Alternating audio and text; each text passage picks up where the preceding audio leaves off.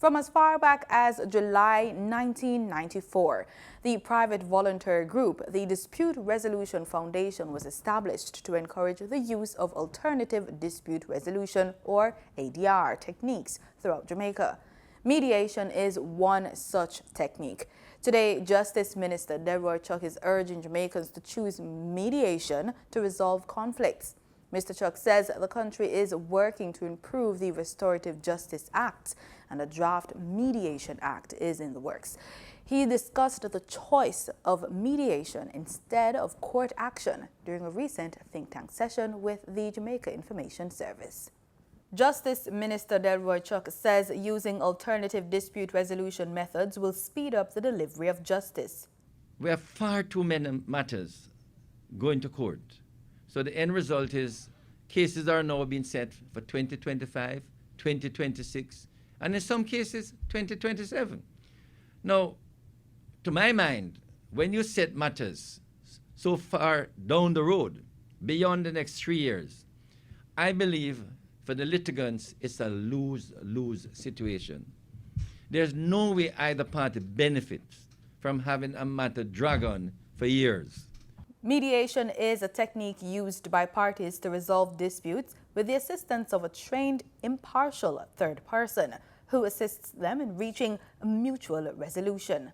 Once the Mediation Act is finalized and passed in Parliament, my great hope is that more litigants will seek to use mediation, because when you use mediation, it is a win-win situation. Both parties will have to give and take. And once they give and take and come to a settlement, it's a win-win situation. It also means that less matters will be before the court for trial, and therefore, if less matters get to the court, then those that actually must be decided in the courts can be dealt with in a more timely manner. But we must get away from the Jamaican posture. It's all or nothing.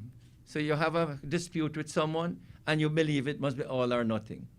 We have to be careful that when we go for all or nothing, we end up getting nothing.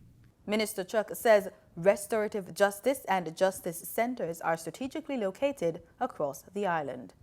At least one in every parish, and we also have restorative justice centers in many communities: Trench Town, Tivoli, Denham Town, Spanish Town, many communities, Granville, many communities across Jamaica.